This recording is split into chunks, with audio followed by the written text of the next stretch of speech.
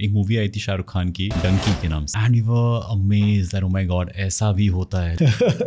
अभी भी होता है. The first meal I had in US was in a gurudwara. I had a langar there. I've never been to gurudwara in my life in India, but वहाँ पे मैं first time गया था. इतने सारे Indians हैं US में. हर साल 1 मिलियन स्टूडेंट्स जाते हैं यूएस टू स्टडी. इससे ज़्यादा लोग अप्लाई करते होंगे. Absolutely. कैसे कॉलेज को चूज़ किया जाए? What is the entire process? The beauty of studying abroad is that there are people from hundreds different countries. You're learning about different cultures. You're learning about different perspectives. So day one से आपका profile build करना आपको शुरू करना पड़ेगा. We recently heard कि जो system है in Canada and the US इतना वेलकमिंग नहीं है फॉर इंडियंस.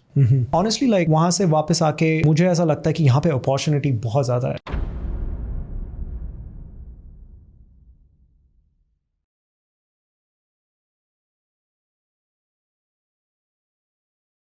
इंडिया में बहुत सारे स्टूडेंट्स का एक सपना होता है कि यूएस जाएंगे, वहाँ पढ़ाई करेंगे, वहाँ पे नौकरी करेंगे. You are someone who has been there done that. Abhinav, welcome to OMG, India's very own podcast for awesome conversations. India में आपका स्वागत है, OMG में आपका स्वागत है. Thank you so much. I love the vibe here, and I'm excited to talk more about this. ऐसा कभी हुआ है कि आप इंडिया आए हों एंड योर फ्रेंड सेड कि यूएस से आया मेरा दोस्त को सलाम करो? ऐसा हुआ है? ऐसा भी हुआ है और बाकी बहुत सारी क्यूरियोसिटी क्वेश्चंस भी होती हैं कि असली में ऐसा होता है क्या, वहाँ पे ये है क्या जो हम मूवीज़ में देखते हैं. बट डेफिनेटली ऐसा होता है. ऐसा होता है? हाँ. ऐसा क्या होता है? Because a lot of fascination कि हाँ US is like a dream country for a lot of people specially in India, कि अगर वहाँ गए तो लाइफ सेट है. You have been there from so long. What is so different in the US as compared to India? I mean, overall ऐसे big picture देखा जाए तो अभी तो बहुत सारे इंडियंस हैं वहाँ पे. सो ऐसे मेजर डिफरेंस तो यही है कि थोड़ा सा लाइफस्टाइल चेंज होता है. जैसे यहाँ पे you have the flexibility to outsource most of the stuff, like आपका घर साफ़ करना या खाना बनाना. वहाँ पे मैं खुद खाना बनाता हूँ, मैं खुद घर साफ़ करता हूँ और सारे काम खुद करने पड़ते हैं. आई थिंक वो आपको एक कैरेक्टर बिल्ड करने में हेल्प करता है ओवरऑल. उसके अलावा I think the difference is थोड़ा माइंडसेट का है कि वहाँ पे आप थोड़ा ज़्यादा फ्री फील करते हो. जैसे वहाँ पे ऐसा थोड़ा culturally you are not like been asked questions that you get asked here कि यू नो क्या कर रहे हो या कितना कमा रहे हो या आगे का क्या प्लान है, शादी कब कर रहे हो. तो वहाँ पे जो पड़ोस के शर्मा अंकल है वो नहीं होते हैं? वो नहीं होते हैं. वो होते भी हैं तो वो थोड़े से रिजर्व्ड होते हैं, तो क्वेश्चंस नहीं पूछते. and I'm sure that your mom will be very happy to see कि हाँ अभिनव सारा काम अपने आप कर रहा है. Like oh my god. मैं जब घर वापस आया था लास्ट ईयर, हम लोग टेबल पे खाना खा रहे थे सब पूरी फैमिली बैठ के. आई केम बैक आफ्टर 5 years. तो खाना ख़त्म करके मैं अपना प्लेट लेके किचन गया. मेरे पापा मेरे को देख रहे थे. I am so proud of my son. So yes, so all Indian parents, if you're fed up of your child कि मेरा बेटा सुधर नहीं रहा है, उसको US भेज दीजिए and he will learn everything on his own. Absolutely. Since आपका जो major work है, it is with the students, Yeah. right? And I was researching and I found that हर साल 1 million students जाते हैं US to study. And that means कि इससे ज़्यादा लोग apply करते होंगे. Absolutely. कितना competition होता होगा? कैसे कॉलेजेस को चूज़ किया जाए, कैसे प्रोग्राम्स को चूज़ किया जाए, कैसे डिसाइड करें कि which is the right university for me, right programme for me? What is the entire process? Imagine there is a student listening to this one. He is in his college, maybe in his 3rd year, 4th year. What he should do if he plans to work or study in the US and work in the US? No, absolutely. I would have probably answered this question differently अगर आप मुझसे 10 साल पहले पूछते जब मैं apply कर रहा था, क्योंकि ना मेरे पास कोई रिसर्च था, ना मेरे पास कोई थॉट प्रोसेस था. The only reason I applied where I was at that point in my life, I wasn't really happy. तो मैं कंस्ट्रक्शन में काम कर रहा था. I was discussing this with you in Dubai in middle of nowhere. मेरा बस goal ये था, मुझे यहाँ से निकलना है, मुझे कुछ डिफरेंट करना है, मोर क्रिएटिव साइड, मोर डिज़ाइन साइड या प्रोसेस टाइप. तो तब मैं अप्लाई कर रहा था डिफरेंट स्कूल्स के लिए. So I gave my GRE and then I just applied to different schools and I got invite from NYU, जहाँ से मेरे को थोड़ा स्कॉलरशिप भी मिला था. एंड बिना सोचे मैंने कहा न्यूयॉर्क सिटी है, इतने मूवीज़ में देखते हैं, बॉलीवुड में, हॉलीवुड में, मैंने कहा चलो चलते हैं वहीं पे. That was my thought process at that time. But अभी after 10 years living there, staying there, I think depend करता है बहुत सारी चीज़ों पे. सबसे पहला तो आप बहुत सारा पैसा खर्चा कर रहे हो वहाँ पे. So first thing that should be in your mind, top priority is return on investment, कि कैसे आप उसको कमाओगे वापस, और उसके लिए आपको जॉब की ज़रूरत होगी. So if you can do your research कि भाई कौन से स्टेट में कहाँ पे, if you doing finance, if you doing digital marketing, या फिर आप एंटरप्रेन्योरशिप में जाना चाहते हो, बे एरिया ज़्यादा नोन है उसके लिए. So do your research and find out which location is best for you. फिर उसके बाद आप देखो उस लोकेशन में कौन सी यूनिवर्सिटी है जो वो कोर्स प्रोवाइड करेगी, जिससे आपका एक लेवल बढ़ जाएगा. ठीक है, मेरे केस में क्या था कि मेरा तो ऑयल एंड गैस का एक्सपीरियंस था. So I didn't even know मुझे क्या करना है. But when I moved there, I found out कि ठीक है, digital marketing is a very good space to be at. And I had no knowledge and no experience about it, और college में भी जो पढ़ाई किया था वो बहुत डिफरेंट था. So my initial thought was कि चलो ठीक है, let's see what happens and will figure it out as we go there. But most people in India, मैंने भी किया था, कंसल्टेंट हायर करते हैं तुम्हारा सारा पेपर वर्क करने के लिए, and they help you with university and everything. But मेरा एडवाइस ये है कि do your own research, and not just research on Google. There are tons of communities and people are very helpful. मतलब मैं आपको नहीं बता सकता कितनी बार मैंने कितने लोगों को हेल्प किया है, एग्जैक्टली जो मैं आपको अभी बता रहा हूँ. कितनी जगह मैंने पर्सनली हेल्प किया है. कोई पेरेंट्स के दोस्त के बच्चे जो जाना चाहते हैं, या मेरा कोई फ्रेंड मूव होना चाहता है, या उनका कोई cousin. So I tell them this thing कि देखो ये सारी चीज़ें बहुत इंपॉर्टेंट है. सो आई थिंक वो कॉलेज सिलेक्शन का प्रोसेस आपको खुद ही करना है, control. And then when you are applying to your colleges, be mindful of everything that you require to apply. जैसे तो देखो, आप जब कॉलेज में अप्लाई कर रहे हो ना, उसमें आपके पास तो एक तो बहुत सारे रिक्वायरमेंट्स लिस्ट होती है, depending on which colleges you are applying. One of the things that I would love to talk about is your credential evaluation. So every college or every entity in US or in Canada, उनको Indian grading system के बारे में उतना properly पता नहीं है. और फिर क्या होता है ना, ओवर द ईयर्स बहुत सारे फ्रॉडुलेंट डिग्रीज भी है, फ्रॉड यहाँ पे फेक कॉलेजेस आते हैं, फेक कॉलेजेस आते हैं, पैसे दे के डिग्री मिल जाती है. तो वो लोग क्या करते हैं ना, they rely on entities like WES, World Education Services. WES, WES. क्या है? So, WES is a social enterprise which helps you analyze your home country education to US or Canadian standards. तो मैं इसको अगर मैंने यहाँ पे प्लीज़ अच्छे से समझाता हूँ इसको. So, जैसे मेरा क्या था, मेरा 4 साल का मैकेनिकल इंजीनियरिंग का डिग्री था. ठीक है. जब मैंने NYU में अप्लाई किया, और मैंने काफ़ी सारे स्कूल्स में किया, कुछ स्कूल्स ने मुझे बोला कि हमें आपका क्रेडेंशियल एवेलुएशन चाहिए. तो उनको ये जानना है कि जो मेरा डिग्री है वो एक्चुअली वैलिड है, and the 4 years bachelor's degree is actually equivalent to 4 years bachelor's degree in US. That's it. तो उस दौरान मेरे को पहली बार US के बारे में पता चला था, WES के बारे में पता चला था. And what they essentially do is कि 2 प्रोसेस होता है. एक तो वो वेरिफिकेशन करते हैं कि yes your degree is valid, and yes your university is accredited, like UGC approved, NAC approved, ये सारे accreditation है. And then they do the equivalency. Then they say okay, your 4 years degree is equivalent to 4 years degree in US or in Canada, depending आप कहाँ move हो रहे हो. तो ये सारी छोटी छोटी चीज़ें काफ़ी इंपॉर्टेंट होती हैं जब आप अप्लाई कर रहे हो. ये तो एक बहुत छोटा सा मैं आपको एक एग्जांपल दे रहा हूँ. फिर आपका होता है, आपको sometimes some university ask for like loans वगैरह, आप कितना दिखा रहे हो, कितना फाइनेंस दिखा रहे हो आप, आपके प्रीवियस वर्क एक्स भी मांगते हैं कभी कभी for scholarship. So I actually got a scholarship from NYU when I showed my work experience there. So depend करता है, different university has different requirements. What is the average fee to, maybe for example a person wants to go for his MBA, उसकी कितनी fees होगी? सो fees, एक तो fees जो आप पे करोगे वहाँ पढ़ने के लिए वो तो बहुत डिफरेंट है. ठीक है. That can range from anywhere between $50,000 to $200,000 depending on which university you are doing, what program you are doing. If you go in the INR तो कितना होगा? कन्वर्जन करना पड़ेगा, बट मैं अभी कन्वर्जन उल्टी तरफ कर रहा हूँ अभी मैं वहाँ से आके. No worries.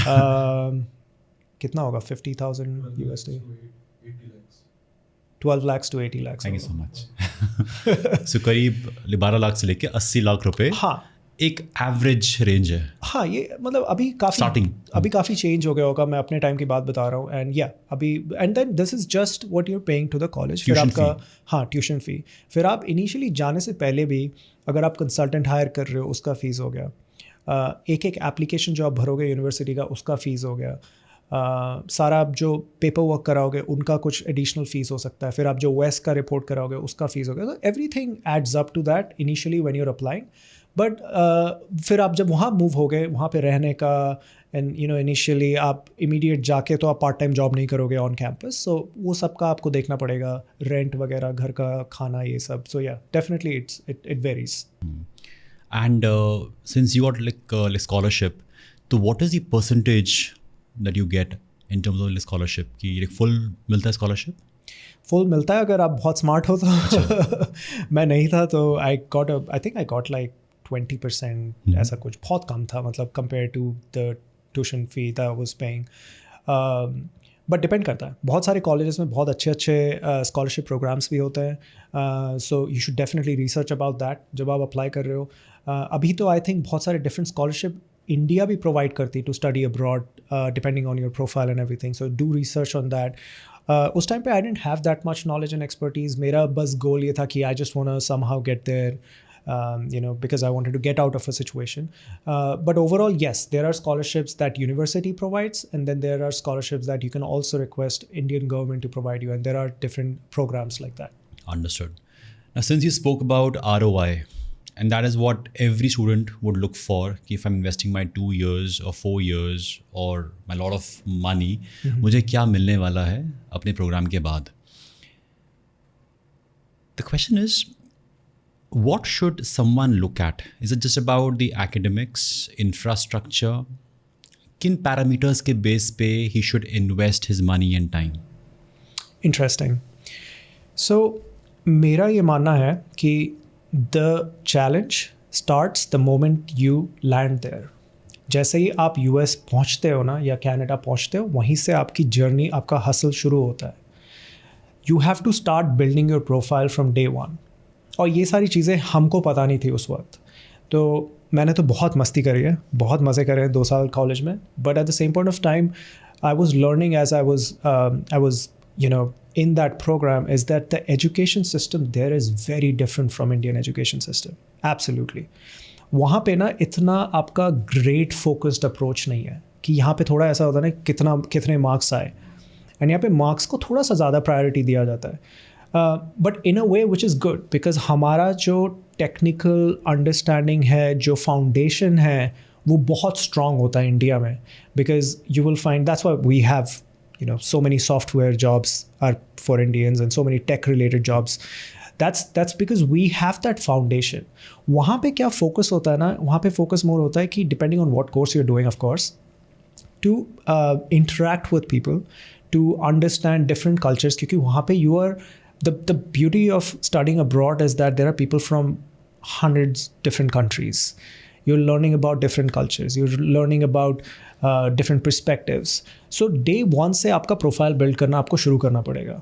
एंड उसको बिल्ड करने के लिए क्या होता है ना, एक बहुत ही एक टेंडेंसी है हमारी जब मैं मूव हुआ था कि लोग जो दिल्ली से मूव होते हैं US, वो दिल्ली वालों के साथ रहते हैं. जो मुंबई से मूव होते हैं Mumbai, and it's also in Asian people also, like China से जो मूव होते हैं वो अपना ग्रुप में रहते हैं. So I think you have to get out of that a little bit, get out of your comfort. वहाँ पे interact with different people, and the more you interact, the more you learn about different cultures, the more you learn about what's out there, and also you're building your network. So जो network building है ना US में वो बहुत strong है. मतलब जो referral वहाँ पे चलता है ना, it actually does work. All the jobs except for the one that I'm right now that I received while I was in college, like internship and everything, it was all through referrals. So I reached out to someone, I said, I see this position available in your company, क्या आप मेरे को refer कर दोगे? वो बोलते ठीक है, आप मुझे अपना रेज्यूमे भेजो एंड कवर लेटर भेजो, मैं रेफ़र कर देता हूँ. So you start building your profile from day one. Go to networking events, and you know the learning that happens, it actually happens outside of the classroom. कैसे? So जो भी आप सीखोगे ना, like जो आपको काम आएगा actual job में, you will actually learn them from different clubs, different events, networking events and stuff like that, meeting different people. So I was part of the consulting club, I was part of a design thinking club, I was senator of the council. So जो character build हो रहा है ना, जो आप अपना profile बना रहे हो on your resume, of your resume for your self, it strengthens a lot, and that helps you when you're going to apply for jobs and everything, because you have to understand that you are being sort of like in a different environment. वहाँ पे क्या है, आपका process बहुत different होता है. वहाँ पे इंटरव्यू के भी इतने सारे राउंड्स होते हैं. I am not sure India में भी क्या प्रोसेस होता है, बहुत सारे राउंड्स होते हैं. And what I recommend to everyone, treat your soft skills as if they are your hard skills, and it becomes really easy over there. The other thing over there is, jo maine kiya tha personally, it was towards the end of my graduation, is there are a lot of organizations which help you work for non-profit entities, and there is one of them called Catch a Fire, jahan pe maine kaam kiya tha. So you are actually working on real projects from companies, and the best part about it, when you finish the project with them, they show you in dollar values how much impact you have made. And you also gain experience of like the job market before you do your internship or anything. So yeah, doing all these things, building your LinkedIn profile, building your resume, building your personality, that way will help you a lot to get a job. This is the outside world. Yeah. How about inside the classroom? वहाँ पे ऐसा क्या होता है? You mentioned that वहाँ पे grade पे focus नहीं होता है. So do they focus really on the innovation part, the R&D part, the setups of labs and all that? Because what I've seen in India, यहाँ पे engineering होती है सिर्फ किताबों के माध्यम से. Civil engineering हो रही है without having any field visits. For mechanical engineering also, आप equation सारी पढ़ रहे हो, लेकिन machines पे कैसे काम करना है, you have no idea. So वहाँ पे क्या setup बहुत अच्छा है? Yes, I think the hands-on experience is definitely very different over there. Like, but also you control your own experience. कितना आप active हो, कितना आप actively participate करते हो, it matters a lot. So I was part of the entrepreneurship club, and वहाँ पे आपको सब मिलता है. They will, if your idea is big, they will get you funding. They give you all the technical aspects you need to build an app or anything. I didn't have any knowledge about it, so they helped me find developers to build this app that I was working as a part of a hackathon. So ये सारा hands-on experience opportunities मिलता बहुत है. But again, you control your experience. ऐसा नहीं है कि somebody will come and give it to you. You will have to go and ask for it, and then it's available. Similarly, वहाँ पे ना बहुत amazing आपके counselors भी होते हैं, ठीक है, जो आपको help करेंगे ट्रेन करने के लिए, जॉब रेडीनेस के लिए या आपके रेज्यूमे के लिए. बट बहुत सारे लोग नहीं करते हैं अप्रोच. मैंने किया था बहुत towards the end of my when I was graduating for NYU, but it helped a lot. मुझे बहुत सारी छोटी छोटी चीज़ें पता चली. अच्छा, ये इसको ऐसे मत करो, अच्छा सेम रेज्यूमे से हर जगह जॉब मत अप्लाई करो, make sure you change certain things while you are applying. So these things definitely did help a lot. और अभी क्या हो गया, अभी तो like everything is shifting towards AI. So most courses are trying to include some sort of AI courses within them. But that exposure is, I feel like, is being picked much faster in a lot of universities. अभी मैं एक seminar attend किया था for AI in marketing के लिए, and एक discussion वहाँ पे यही था कि क्या यूनिवर्सिटीज़ कैचअप कर पाएंगे जिस हिसाब से ये AI ग्रोथ हो रहा है. So universities are looking for more professionals who can actually teach and help different departments within an organization how AI could be integrated in their job, instead of being worried about losing your job to AI, how you can actually leverage it to do your job better. So वो सारा चीज़ें अभी काफ़ी हो रहा है. तो वो सारा है, hands-on experience is there definitely. India में, because जो लोग हमें सुन रहे हैं, they might think कि अरे they are influencing us to go to the US and leave India. But सत्य ये है कि बहुत ही कम कॉलेजेस हैं इंडिया में, talking about IITs and colleges of that repute. अगर हम उनको छोड़ देते हैं, बहुत ही कम ऐसे प्राइवेट कॉलेजेस एंड यूनिवर्सिटीज़ हैं जहाँ पे you genuinely have that kind of setup, जहाँ पे आप सीख सकते हो. Management does not support. Student has a great idea, वो सिर्फ एक कॉलेज की फेस्ट में सर्टिफिकेट देख के तालियां बज जाती हैं, and that idea dies a painful death. There is no support system as such. And that is where the student thinks कि यार मतलब मैं इतनी मेहनत कर रहा हूँ, इतना सोच रहा हूँ, but there is no support and then we expect them to give us great innovations. वो हो ही नहीं पाएगा. So this is what I feel कि अगर आप सोच रहे हो then think about it. If it is serving you over here, then good. If not, then be open from here. Then having this block कि नहीं जीना यहाँ मरना यहाँ इसके अलावा जाना कहाँ. What's it? I think मेरा पर्सनल ओपिनियन ये है कि फर्स्ट ऑफ ऑल मेरे को उतना आइडिया नहीं है इंडिया में क्या चेंजेस हुए हैं पिछले 10 साल में एजुकेशन सिस्टम. चीज़ें improve हुई हैं, but still it is way behind than where we are. Just to add a point over here, my point भी यार कि आप जाओ बाहर, आप अच्छी चीज़ें लाइक सीख के आओ और बनाओ इंडिया के लिए. किसने नहीं बोला कि आपको इंडिया लाइक छोड़ के चले जाना है. You build for India, but at least learn those things जो भी यहाँ पे आने में बहुत टाइम लगेगा. जहाँ पर चीज़ अवेलेबल है आप सीख के आ जाओ ना. Right, that would be an approach. I think वो हो रहा है. Definitely that's happening. And regarding देखो यहाँ पे जो आप चैलेंजेस मेंशन कर रहे हो यूनिवर्सिटी में, आई थिंक जब आप वहाँ पे जाओगे आपको बहुत सारे नए डिफरेंट चैलेंजेस मिलेंगे. You know, coming from India you might find it hard in terms of communication हो गया, या फिर you know adjusting in the cultural difference and stuff. Like बहुत सारी डिफरेंट चैलेंजेस आएंगी वहाँ पे.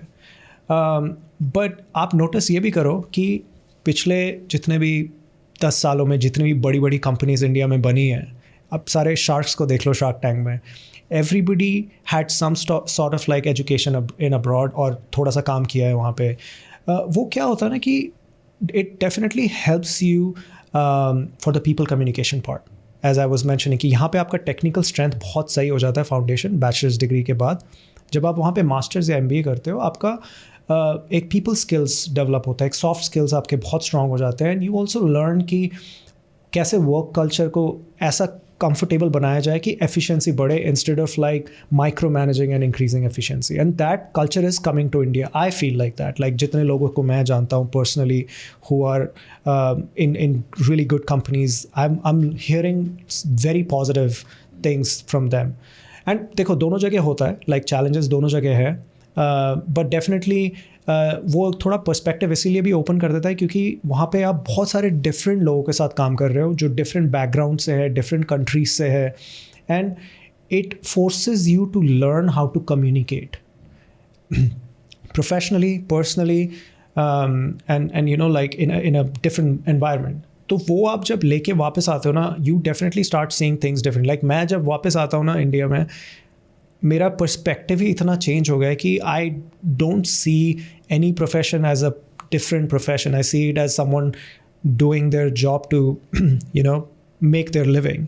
एंड ये वाला पर्सपेक्टिव सारा आता है when you are like working there and coming back. And I feel like वो थोड़ा सा पॉलिश कर देता है आपको somehow. So true.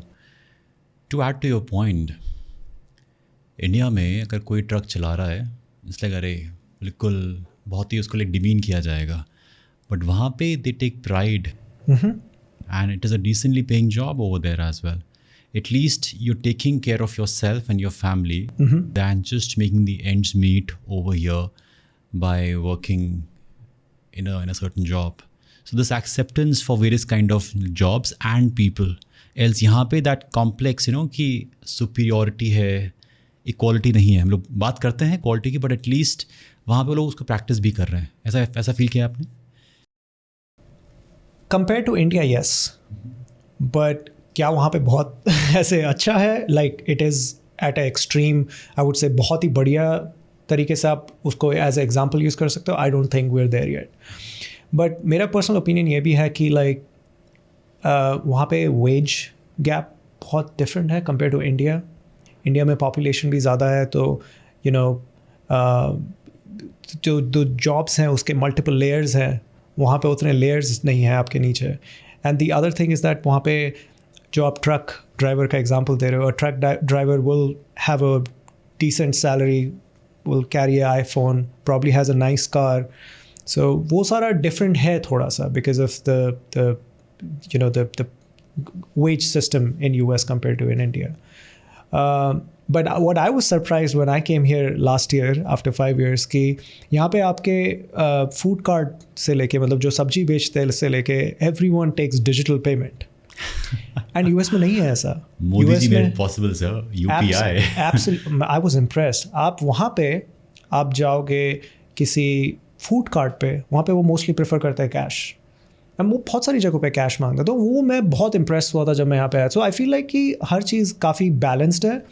एंड अगर मुझे ऐसे, the reason why I stayed back in US is because I love my lifestyle there. मेरे को पसंद है खुद का काम खुद करना. जब मैं यहाँ वापस आता हूँ बहुत ज़्यादा ऐसा अनकम्फर्टेबल हो जाता हूँ जब मैं खाना बन के आ रहा है, घर से रूम से बाहर निकला वापस गया रूम बना हुआ है. I'm just it's makes me very uncomfortable. But honestly like वहाँ से वापस आके मुझे ऐसा लगता है कि यहाँ पे अपॉर्चुनिटी बहुत ज़्यादा है इंडिया में. Yes, opens up your door for like starting your own or doing multiple things. But that education over there, that time you spend over there, आप बहुत कुछ सीखते हो. Like बहुत कुछ आपको सीखने को मिलता है जो आपको शायद यहाँ पे नहीं मिलता सेम एनवायरनमेंट में रह के. It's more about picking up good things from that culture, taking ownership. अक्सर लोग कहते हैं कि they are so much into themselves, वो सिर्फ अपने बारे में ही सोचते हैं. इंडिया में at least we come together, absolutely. But at least taking ownership for your life, for your career is also something to be learned. Yes, absolutely. I think I was having this conversation with my parents yesterday. I think India में concept ये रहता है कि I want to take care of my parents. Yes.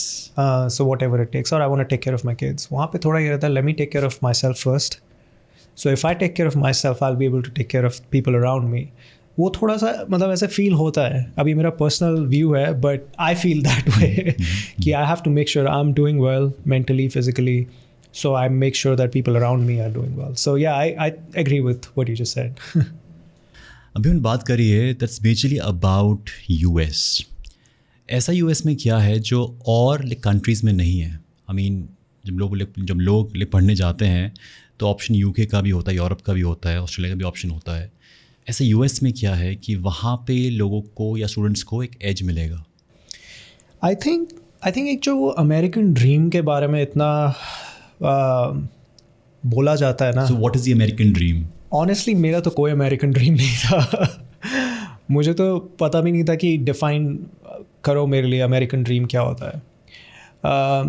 But अभी मैं शायद मुझे ऐसा लग रहा है I am living that American dream. What is it? How does it look like? It is honestly, for me personally, it's fun. I love what I do. I have a really good work-life balance, जो मेरे लिए बहुत important है. Mental health priority है वहाँ पे, and I do.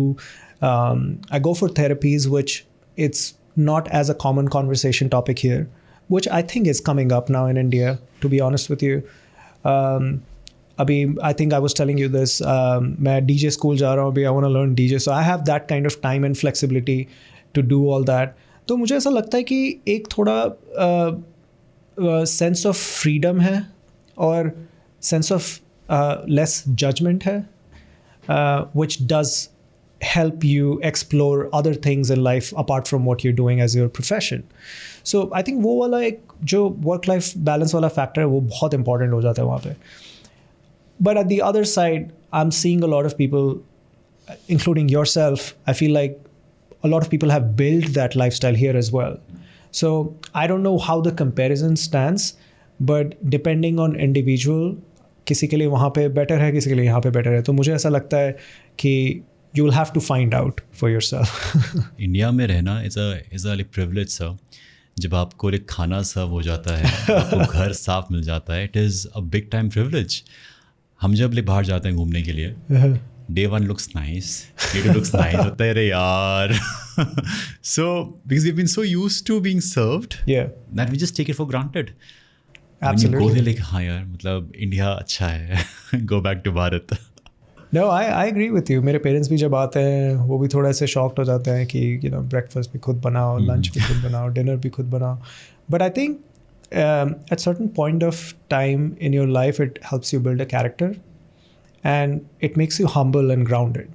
वो feeling मेरे को पहले नहीं आई थी जब मैं मूव हुआ था US.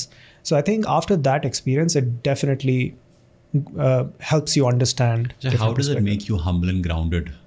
ऐसा क्या होता है वहाँ पे? You're doing the jobs which you've never done. So you start understanding कि it might look easy, but it's not really that easy. कपड़े fold करना आसान नहीं होता. Cleaning is not that easy, honestly. But yeah, it definitely adds different perspective. But I agree, luxury तो है when you move back. Also, I feel to get that groundedness, because you realize कि आप उस देश के नागरिक नहीं हैं. यहाँ पे भी फील, आप जानते नहीं मैं कौन हूँ, मेरे वो है. तो यहाँ पे भी carry that kind of मैं तो aura. दिल्ली से हूँ. आप दिल्ली से तो जानते हो कि आप कौन है. आपके पापा को भी जानते. Absolutely.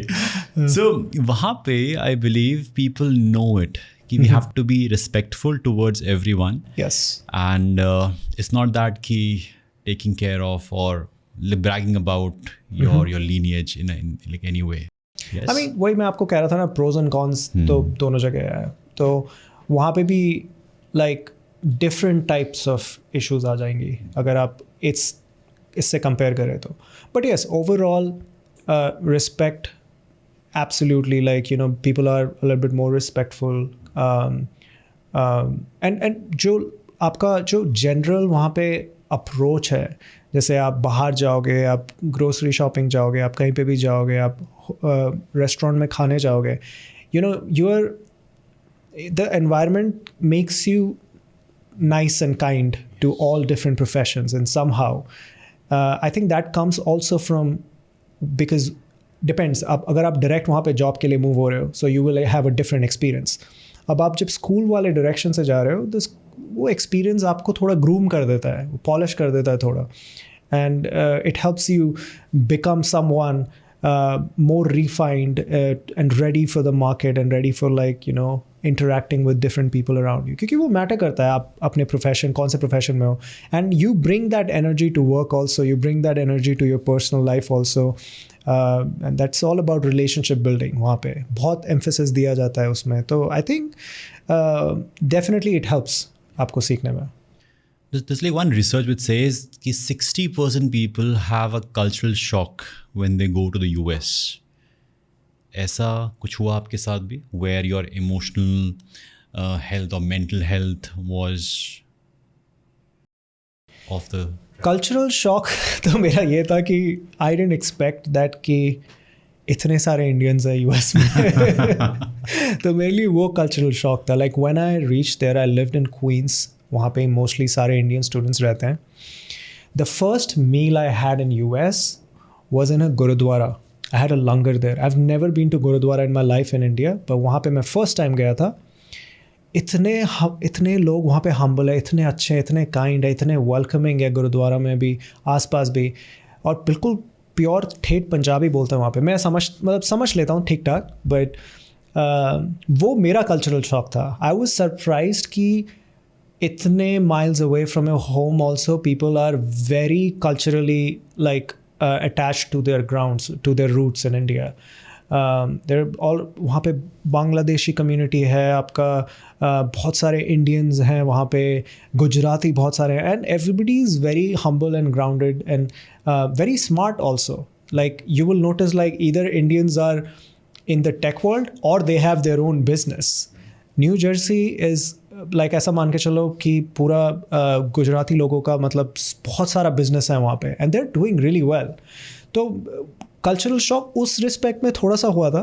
But then apart from that, जब आप यू नो जब when I started my college at NYU, थोड़ा सा इनिशियली क्या होता है ना, एक्सेंट का वो रहता है कि आपको समझ नहीं आएगा या आपको कोई समझ नहीं पाएगा.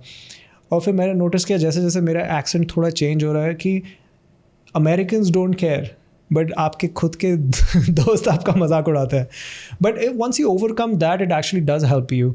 तो वो कल्चरल शॉक तो नहीं कहूँगा बट था. बट वहाँ पे आपके बहुत बढ़िया इंडियन रेस्टोरेंट्स हैं. You get really good Indian food there everywhere in New York, new Jersey. आपको वहाँ पे होममेड फूड भी मिल जाता है. There are subscription services like that to get homemade Indian cooked meal for you. But yeah हाँ, थोड़ा देखो डिफरेंस तो है, but I wouldn't say like it's extreme because the community is very strong and you as I was saying, you know, you can control how you want to experience your journey there. So मतलब वहाँ जाके आपको पराठे मिल जाएंगे. अरे बिल्कुल 100% सब मिलता है वहाँ पे आप तो. और वहाँ पे इंडियन ग्रोसरी स्टोर्स भी है, पटेल ब्रदर्स है बहुत फेमस, आपका हल्दीराम नहीं हाँ बीकानेर वाला है वहाँ पे, everything is there. I was reading कि अगर आपको आज अप्लाई करना है यूएस की वीज़ा के लिए, सो 2 साल के बाद नंबर आएगा फॉर टूरिस्ट वीज़ा, है ना?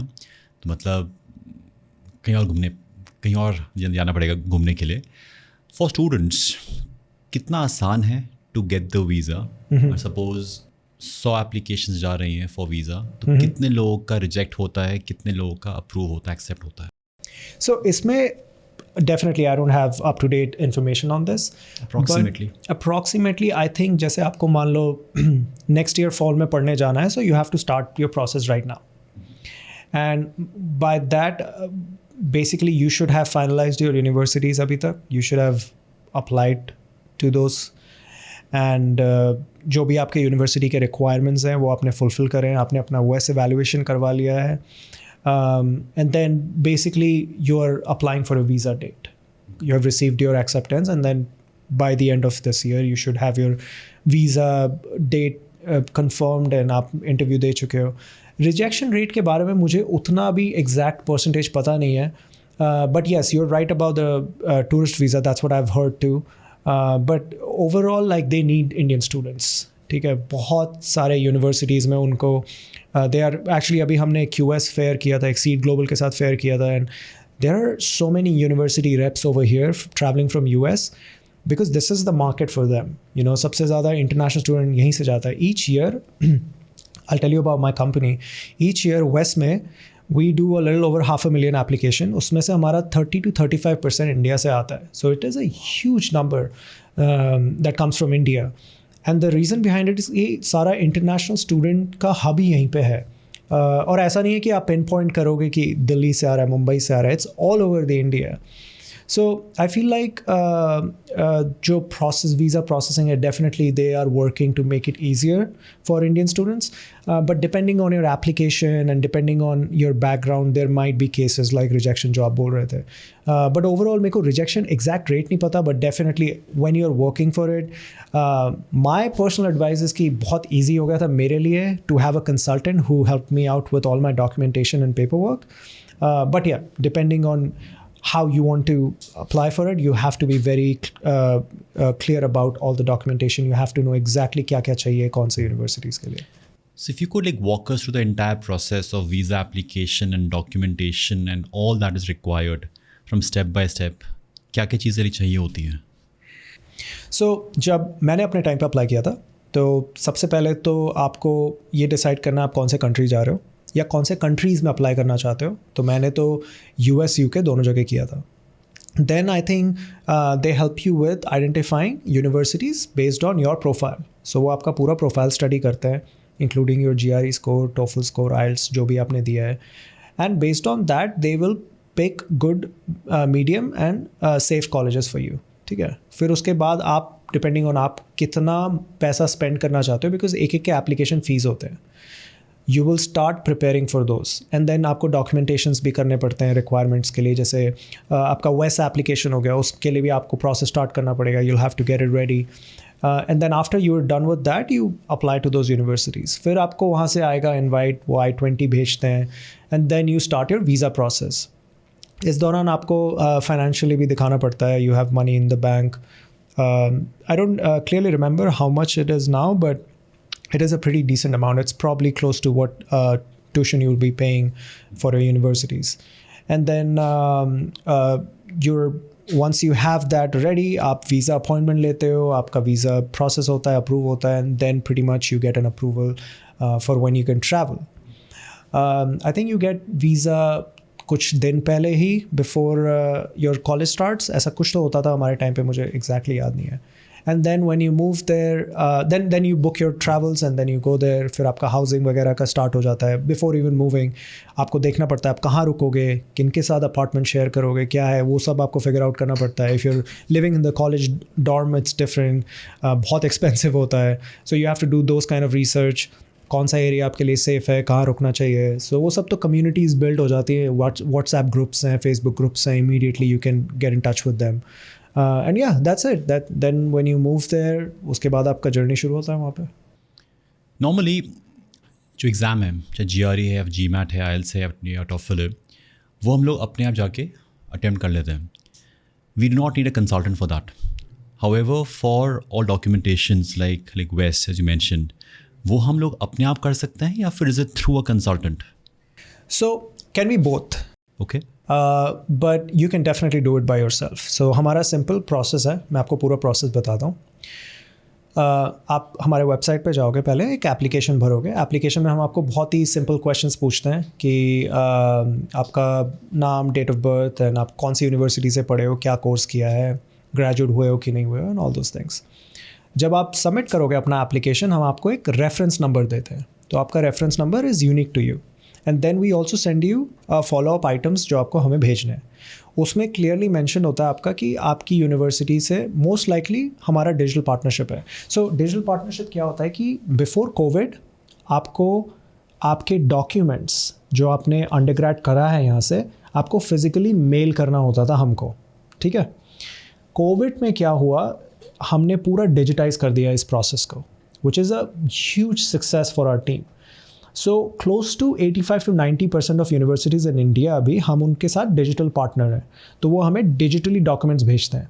अब ये क्यों ज़रूरी है? ठीक है, ये part of our verification process है कि लेजिट आपके यूनिवर्सिटी से हमको आपके ट्रांसक्रिप्ट्स मिल रहे हैं, आपके सारे डॉक्यूमेंट्स आ रहे हैं. So once we receive those documents, from that day onwards we do the verification process कि हाँ ये वेरीफाइड है, हाँ आपको ये डिग्री मिला है और ये आपके यूनिवर्सिटी से हमको आया है. And then we do the equivalency. अच्छा, after we do the equivalency, you tell us which universities you're applying. जैसे कोलंबिया, NYU, येल, जहाँ पे भी आप अप्लाई कर रहे हो, हम उनको डिजिटली भेजते हैं. सो सारा प्रोसेस इतना कंट्रोल्ड है कि कहीं स्कोप ही नहीं है कि कुछ फ्रॉड हो जाए या कुछ गलत हो जाए. And then we digitally send it to the universities, and then they receive it, and that's how you do the WES process. And this is for the US or for Canada as well? Because वो India में काफ़ी बड़ी market है. If I go to any of these belts around Punjab and Haryana, वहाँ पे हर जगह study abroad and it's a rage out there. So is it only for US or it's also for the Canada and all? So WES actually आप use कर सकते हो 4 categories के लिए. एक हो गया आपका हायर एजुकेशन, एक हो गया इमिग्रेशन, एक हो गया आपका एम्प्लॉयमेंट, और लास्ट है लाइसेंसिंग. लाइसेंसिंग जैसे आपका हो गया नर्सिंग या टीचर वाले जो लाइसेंसिंग वाले पोजीशंस होते हैं. सो हमारे पार्टनर्स, मतलब वैसे is pretty much known and accepted by most universities in US and a lot of universities in Canada.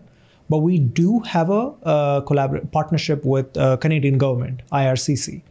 So Canadian government के process में एक आपको credential evaluation कराना होता है. So वहाँ पे आपको वैसे evaluation चाहिए होता है to apply your application for permanent residency.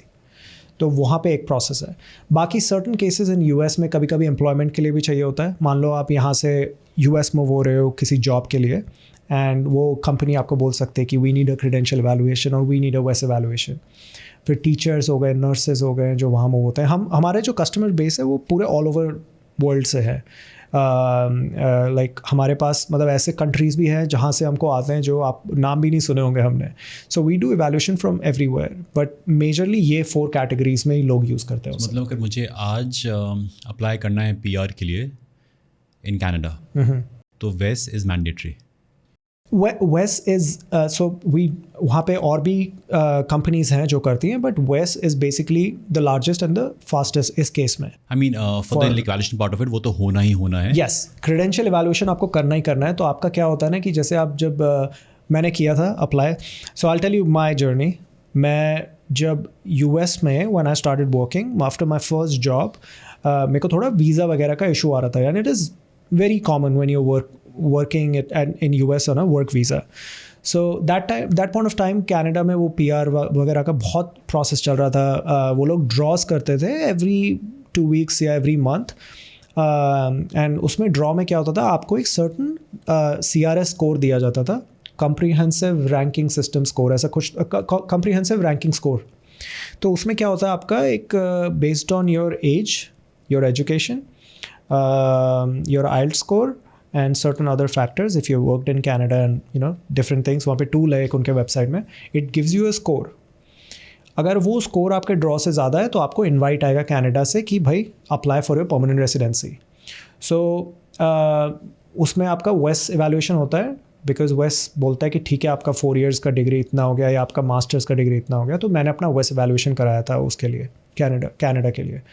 And दूसरा आपका आइल्स वगैरह होता है, and then based on that you get an invite. So I remember मेरे टाइम पे मेरा स्कोर था कुछ 483 या 484 और ड्रॉ हुआ था 482 का, and I received an invite in 2019 almost. But ऐसे ही वहाँ पे like this is the process. अभी थोड़े से चेंजेस हुए हैं पॉलिसी में, but yes you need a वेस evaluation to create an account for a permanent residency.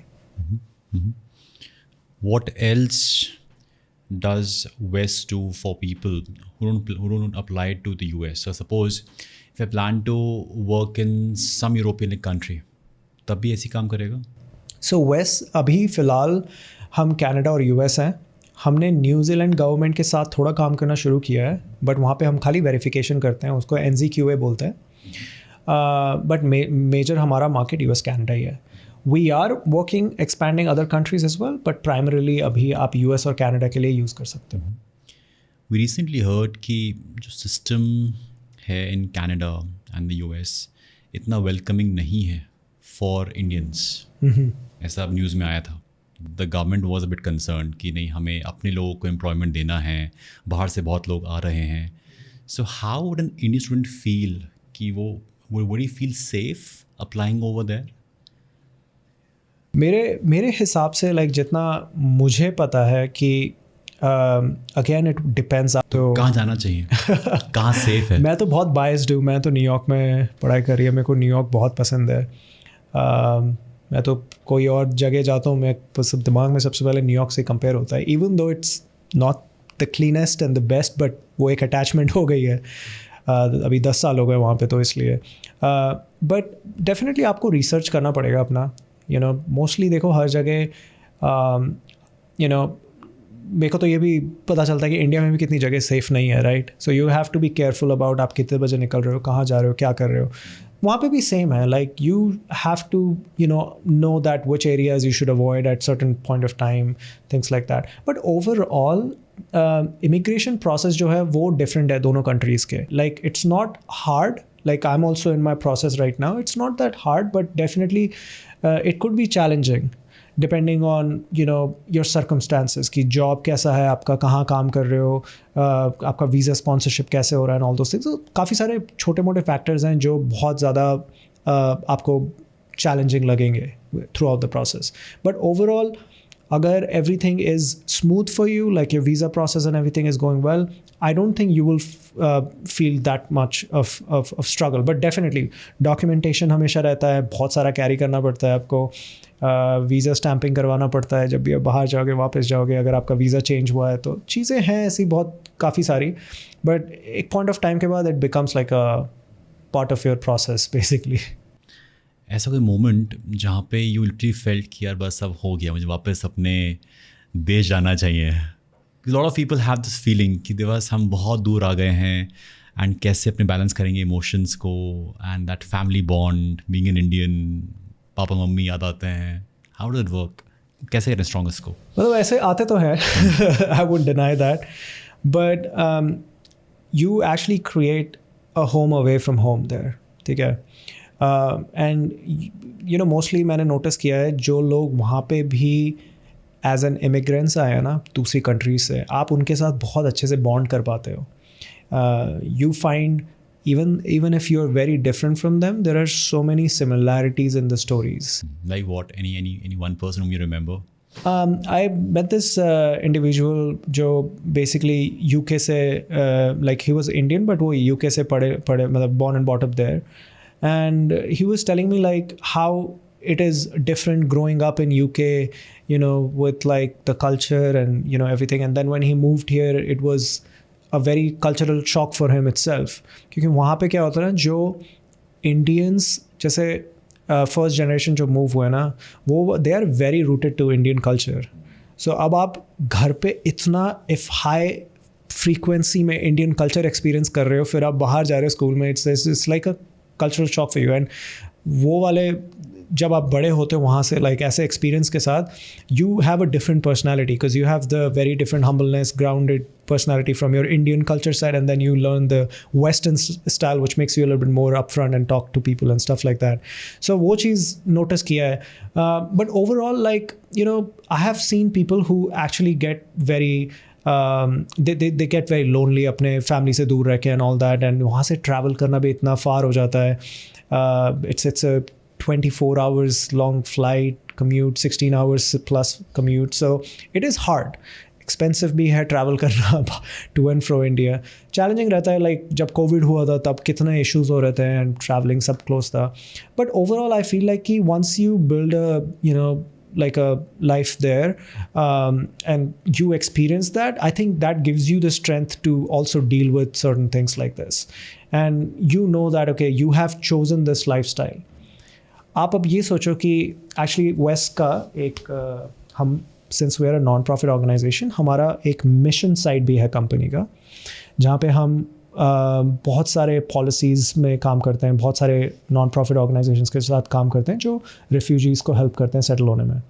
अब हम क्या है, हम इमिग्रेंट्स हैं, हम बाय चॉइस अमेरिका जाते हैं. काफ़ी लोग तो वॉर कंट्रीज से आके वहाँ पे as a refugee, they don't have any option to go back. So I feel like it depends. And बहुत सारे मेरे फ्रेंड्स हैं जिनको मैं जानता हूँ जो यू नो यूक्रेन से आए हैं या you know some of the Middle East countries से आए हैं, तो उनके लिए बहुत चैलेंजिंग होता है. But at the same point of time I feel like at least for us we have the option to you know come back, visit our families. So you learn so many different stories which, as I was mentioning before, वो आपके character build करने में help करता है definitely. You spoke about refugees. एक movie आई थी शाहरुख खान की डंकी के नाम से and we were amazed that oh my god, ऐसा भी होता है, लोग कैसे कैसे जाते हैं. अभी भी होता है. अभी भी मैं उस दिन कौन से कोई तो इंस्टाग्राम रील पे देख रहा था, पंजाब हरियाणा और आपके पाकिस्तान, श्रीलंका, बांग्लादेश, हर जगह से लोग आते हैं. ऐसे होता तो है. Have you met someone who has like come like this? I haven't met anyone, but I had a very interesting conversation. एक बार एक गैस स्टेशन पे एक इंसान के साथ जो इंडिया से आया था, एंड उसने मेरे से पूछा आपको कितने साल हो गए. मैंने कहा 10 साल हो गए. आपको ग्रीन कार्ड मिला? मैंने कहा नहीं. वो कहता अरे सर आप क्या कर रहे हो आप यहाँ पे, मेरा इंटरव्यू अभी 3 महीने में, मेरे को अभी 2 महीना हुआ है. मैंने कहा अच्छा कैसे? तो he told me how he came and you no ऐसे असाइलम लिया वहाँ पे, and it's very different but not recommended. मतलब लोगों में वो है कि हाँ अगर एक बार यहाँ से निकल गया तो वहाँ मेरी जो नेक्स्ट जनरेशन है उनकी लाइफ सॉर्ट हो जाएगी. हाँ वो माइंडसेट तो है. आई थिंक डेफिनेटली लाइक मुझे नहीं लगता कि coming from the background I'm coming from, a lot of us similar people who go to US for higher education have that similar mindset, to be honest. But I know there are certain communities who definitely have to come out of that, you know, the state they are in.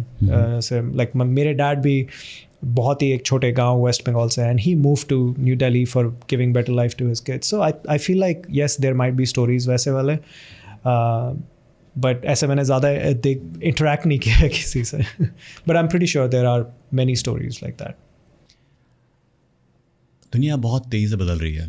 क्या trends हैं for international students? उनकी preferences क्या हैं, उनके challenges क्या हैं जो पहले नहीं थे? आई मीन 10 साल पहले और 10 साल के बाद आज you work with students, so you know कि उनकी क्या प्रेफरेंसेस हैं आज के टाइम पे. जो कोर्सेज हैं, आई थिंक मैं कहीं तो एक सुन रहा था कि 30-40 साल पहले there were only like 20 courses available for higher education. अभी तो कुछ 20,000 से ज़्यादा कोर्सेज होते हैं. यू नो आपको जिसमें स्पेशलाइज करना है उसके लिए कोर्स है. तो I think I mean there is no denial that AI is picking up right now. Artificial intelligence is like the conversation pretty much in every department, in every you know meetings we go to, like how we can make things easier. But there is also a sense of like you know fear of losing your job to AI. वो तो है 100% है. मतलब मुझे भी लगता है marketing तो कितना ऑटोमेट हो रहा है अभी. So how do you stay top of it? How do you know that you know it's not gonna actually affect your job but you can leverage it for your good? So मेरा ये change मैंने notice कर रहा हूँ अभी gradually. So when you are going into any sort of courses, especially I'm talking about management related courses, try to see how you can move a little bit more towards the technology side in terms of managing it, and have AI sort of as a part of like any course or anything you can take. I think वो important रहेगा for future. You have to, as I was telling you earlier, कि since so much of the things now is being done by AI or using AI can make it easier for you, how you can strengthen your soft skills. उस पे आप कितना focus कर सकते हो, कितना you have to go out and do things like I'm sitting here right now. I feel like this is help. At certain point, this is helping me. I might see this years from now and I'll be like, oh shit, I should have said this way because now I know how to do it. So I feel like, yes, put yourself out there, strengthen your soft skills. And of course, AI is helping you right now, so try learning as much as you can. And the best part about being Indian is that कि हमारे पास हमेशा एक resource है back country में. Like if you need any help or anything, you can actually find it at an affordable cost in India to train yourself for any new skills that you need over there. So I think वो benefit हमारे पास है. So true. Now I understand why an Indian living in the US approaches me to learn public speaking and communication skills. उन्हें सस्ता पड़ता है. No, it's probably one of the fact, but you're also good. That's why. But I'm pretty sure that's one of the facts. Yes. you like spoke about like soft skills. India में मुझे याद है engineering के time पे used to have a question paper around the subject of soft skills and all, जहाँ पे they ask you okay defining communication. Define 5 C's of communication. 5 number का एक क्वेश्चन है. And I was like यार इससे क्या हो जाएगा. आज भी बात कर रहे हो आप AI की. Some colleges would still say define AI. Write 5 features which are. And I'm like क्या मतलब like सिखा दो ना कि कैसे काम करता है. So that the gap is so much. So what can a student do while being in India, maybe in his 3rd year, 4th year, final year, to get prepared for that world? Because immediately like flip होगा तो बहुत challenge होगा. If he can prepare himself mentally and like technically or maybe in terms of like soft skills as well, be able to like adapt in a much proficient way. So what is your advice? क्या करना चाहिए उसको अभी से ही? I think definitely ये जो आपके बहुत सारे fairs होते हैं, networking events होते हैं, you should definitely go for it. Like I'll share this story with you. I was in Bangalore for one of the international students fair for higher education. And this student, he walked up to us and he was asking us a lot of questions which were a little bit different from what you would ask if you are moving next year. And then I asked him, what do you do? He said, I'm in 2nd year right now. I have 2 more years left, but I'm just really curious and I want to learn more. So I feel like कि एक benefit जो होता है ये सब attend करने का is like build your network right from that moment.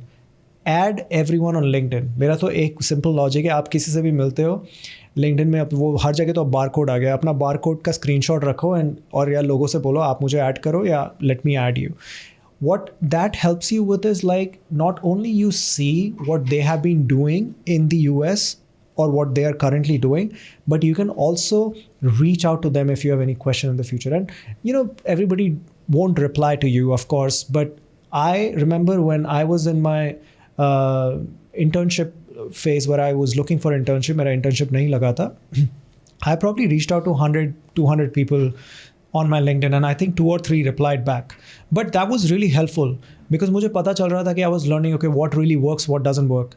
And I think if you are starting that early, you learn how to communicate with them. And अभी तो ChatGPT के through you can get so much help with digital communication. So definitely वो एक मेरा advice रहेगा कि go attend these fairs, learn about what's there, what's working, connect with them, add them to your network. The other advice I would have is, like in general, just be very open-minded. Like क्या होता है ना कि बहुत सारे लोग जो वहाँ मूव होते हैं ना, they have this mindset कि कहाँ हम कितना अपने कम्युनिटी में रह सकते हैं. Like I don't want to step out. I don't want to do something that people do there. I don't want to experience their festives or their events and stuff. Go out of that and attend different events, attend different culture when you get here. But prepare yourself in terms of like being a little bit more open-minded when you move there. वो आपको बहुत help करता है as a building your personality. But yeah, overall, like मुझे ऐसा लगता है कि हमारा जो education system है, it's really good in building that foundational strength. Combined with when you move there, you know, like all the global companies we were just discussing, like CEOs, you know, Google, IBM, Chanel, well, recently Starbucks, you know, they are all Indians. And I think what makes it a little bit different for them is कि वो technical foundation के साथ जो वो people skills सीखते हैं हम, you know, US जाके, it helps you lead organizations like that with so much of diversity and so much of like, you know, global presence. So yeah, I think वही कुछ advice रहेगा मेरा. I was amazed to know कि वहाँ US में a 14-year-old is asked to sell lemonades, is asked to like sell newspapers and distribute the newspapers and earn their pocket money. और India में पापा पैसे दे दो पापा. And we never learn how to sell, which is such an important skill. हम interview में जाते हैं, खुद को बेच के आते हैं. Looks very harsh, दिवस तुम कैसे बोल सकते हो, but the reality is you are selling yourself every single point of time. And वो चीज़ हम बहुत सारे लोगों को नहीं आता है. And if you are going to these kind of events, suppose in Delhi, like Pragati Maidan है, for example, then there is something happening over there. I would say like go there and talk to people at least. आपका हौसला है, वो तो होगा ना, बनेगा. या फिर I often suggest कि you have those like customer calls, you know, the customer care जो आपको आती है, calls आती हैं.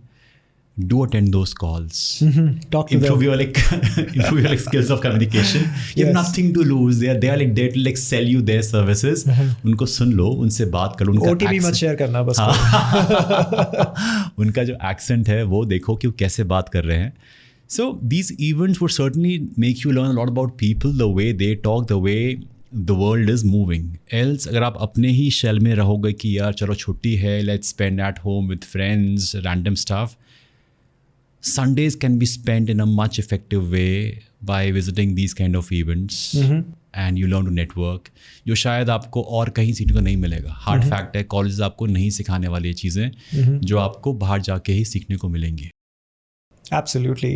मेरे को एक funny चीज़ याद आ रहा है, like the most shocking thing for Americans are कि Americans is कि जब मैं उनको बताता हूँ कि Indian parents actually pay for your education, उनका immediate reaction रहता है what?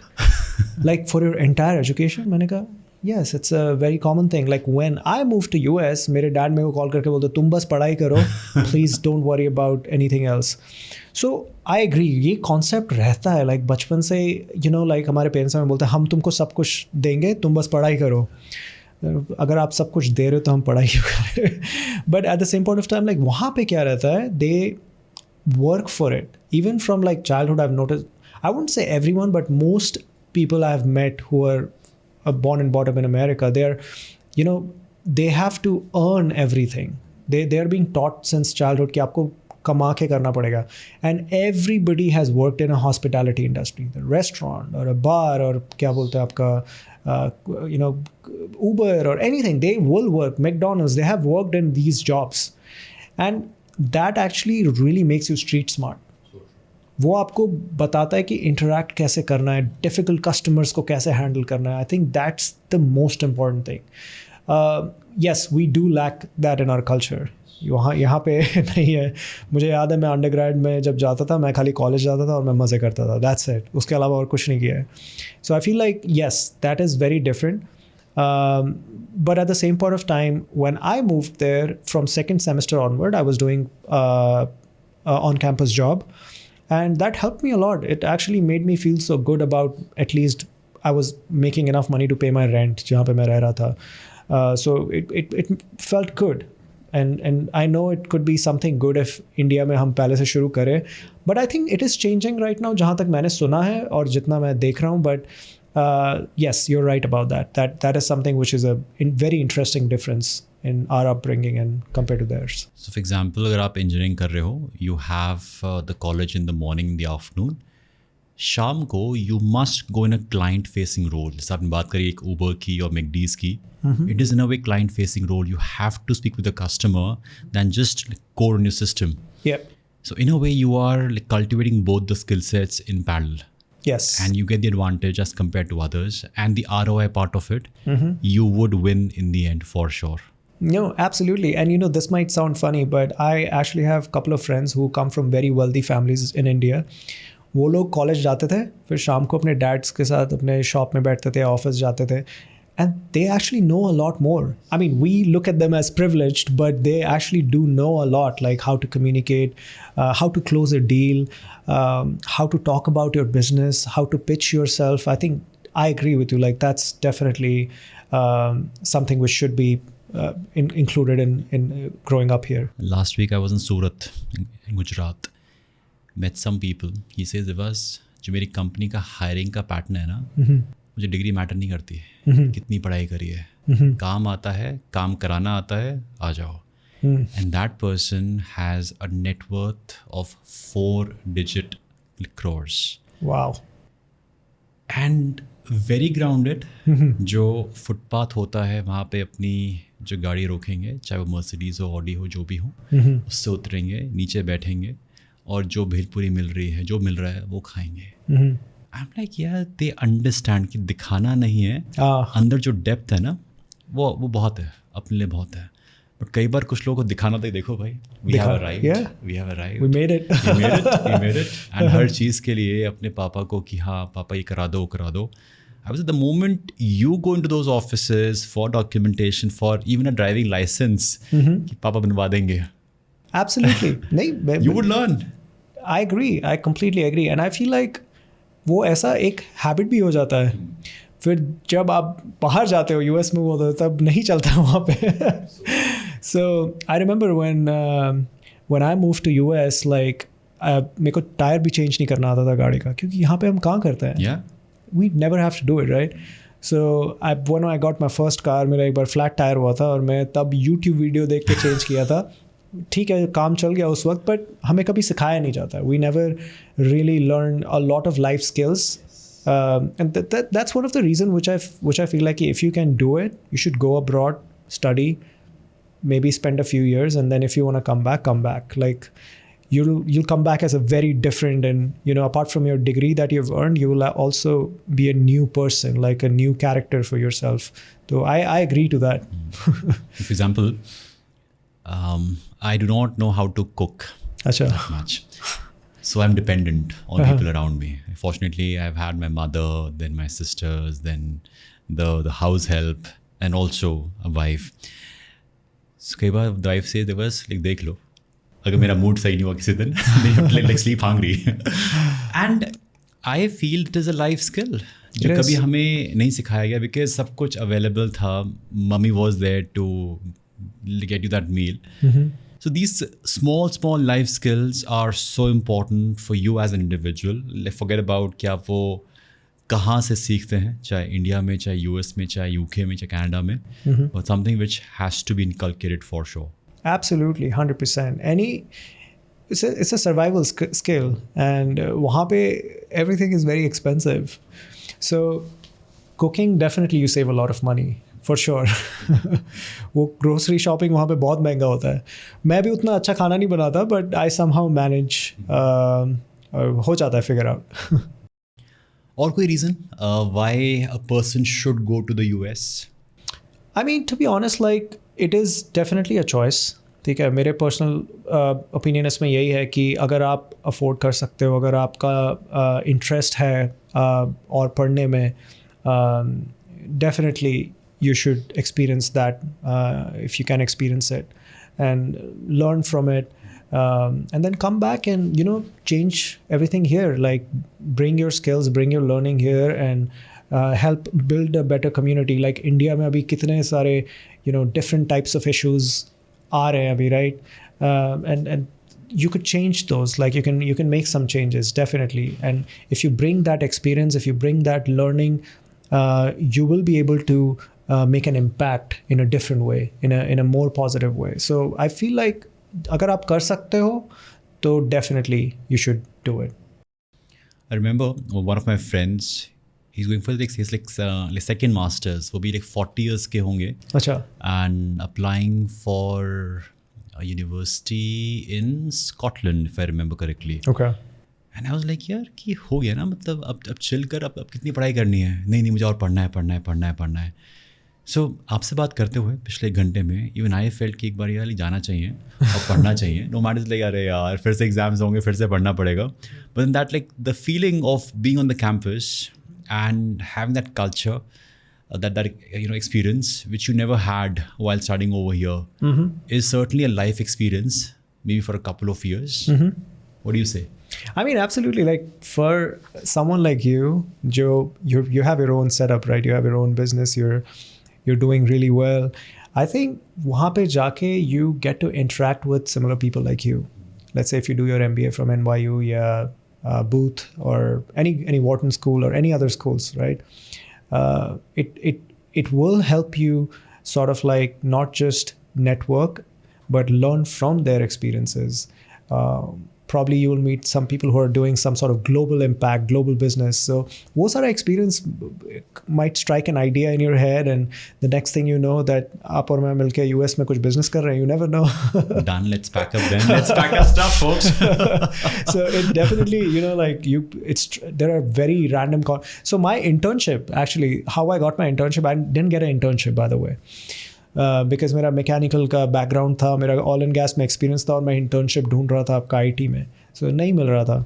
So I was looking for tickets to fly back to India. मैंने कहा वहाँ पे क्यों खर्चा करना, I will come back. And there was this person sitting next to me. He was also from NYU, but we didn't know each other. And just randomly we struck a conversation, and he was like, oh, I work for this company, and I can help you refer if you want, because they are looking for more interns. मैंने कहा yes, please do it. उसने कहा are you free today? I can just ask them to interview right now. मैंने कहा yes, please. मैं घर भागा, मैंने change किया. I went directly. They gave me the offer letter the same day. It was $10 per hour, not a great internship. जहाँ मेरे दोस्त लोग सब Chase, Goldman Sachs और वहाँ काम कर रहे थे. I was in this firm. It was actually a recruiting firm. And I was hired as a financial analyst. तो वहाँ पे मेरा काम था कि to understand different financial roles and help curate, help businesses to create the job profiles. अब कुछ related नहीं है, कुछ idea नहीं है, but I was doing it, and I learned so much about the finance industry and the finance world just by being a recruiter. मेरे को पता चला actually क्या क्या होता है, कैसे चलता है, क्या क्या question पूछते हैं. I was sitting next to a recruiter who was calling folks who were making like $500,000 at that time, asking for like this director role. ये वो मैं सुन रहा था वो सारे conversations, so it helped me a lot. But the point there is like that striking that conversation with someone random and then, adding them to your network. It's always, your network will be your net worth eventually. So it helps a lot. So वो मेरे को काफ़ी मेरी learning हुई है वहाँ पे. So I do strike conversations when I'm like at the airport or go to an event, and I make sure that we exchange contact somehow, क्योंकि पता नहीं कब कौन कहाँ काम आ जाए या कब आप किसी के काम आ जाओ. So definitely वो learning है एक. I'm happy to have you in my network, sir. Thank you so much. Thank you Same here. Thank you for sharing your journey and wisdom with us. I'm sure that all those who listen to us, उनको वो एक genuine input मिला than reading any blog or watching a video. It's more about a person sharing his journey, कि उन्होंने क्या experience किया and वो लोग क्या कर सकते हैं कि वो गलतियाँ वो ना करें जो गलतियाँ आपने करी हैं, या वो awareness जो आपके पास नहीं थी वो उनको आज ही मिल जाएगी. Thank you for doing this. Thank you so much for having me.